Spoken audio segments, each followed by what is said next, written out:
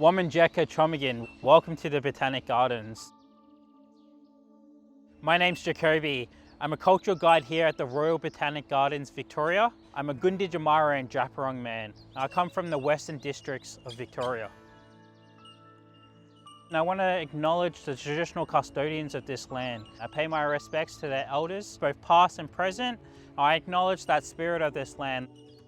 We're here in Long Island in the Botanic Gardens. Long Island is my favourite place in the Botanic Gardens. And that's because this section, it shows us this landscape, the true identity, and it represents that swampy country. We have really dense, lush vegetation in this area. It's really symbolic of those wetlands. And for us to connect to the land that we're on, we really need to connect to not just what it was, but what it continues to be as well. So you can probably hear those bird calls. Those are the calls of bell miners. So bell miners love Long Island because of the eucalypts here. They love to feed on the lerps, the little sugary clusters that grow in the leaves. So right next to me is Moyan, the silver wattle. So Moyan in the Bunwarang dialect. It's a very significant tree. You might recognize Moyan if you've ever been to Tandurim. That's held in October. Traditionally, it's a big coming together for marriage, trade, to compete as well. It's been done for tens of thousands of years and traditionally held in the Birrung Ma, where it is today, and also in Tromagin here in this area. Very important meeting place. Moyan has a lot of uses for us. We see this sap that's oozing out of this trunk. Now this is a reaction from insects that burrow into it, and it's kind of like an immune system reaction. And this sap though, high in sugar, you mix it with Warwick, the sap from that Banksia, you make a really strong sweet drink, like an energy drink. Moyan gives us not just food, but medicine as well. And this sap can help with digestion, and particularly the wood is important, used for the handles of the greenstone axes.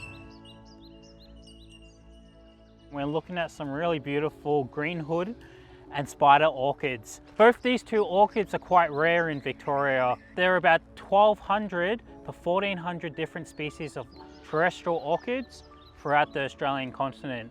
Very important food plants, but heavily impacted by soil compression. With Europeans arriving here, and particularly those cattle and sheep they brought along, compressed the land, made it almost impossible for that next generation to grow. They like to go dormant during the warmer months, and then they spring back and they'll emerge out of the soil in winter. So as these start to grow, they'll flower, they'll be pollinated by insects, and they'll continue that cycle. But orchids, extremely important bush food.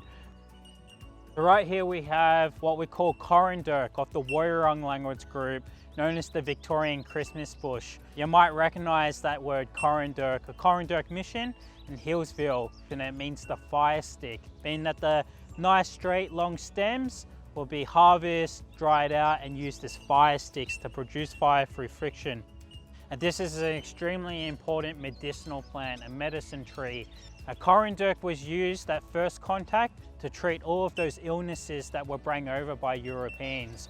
So this one used in steam baths, produced and inhaled to help with any of those flu-like and cold-like symptoms. I'm going to break it up and apply a bit of heat to it. And that's going to allow us to vaporize those oils and make that smell a bit stronger. And this contains a lot of menthol.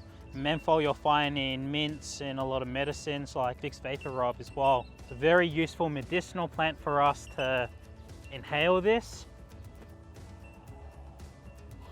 Help with any of those sicknesses we might have. As we come along this trail on Long Island, you can see embedded footprints of traditional custodians, as well as the kangaroo and the emu. And these prints, they tell a story about the continuing connection that traditional custodians have to this land, to Long Island, to Tromagin.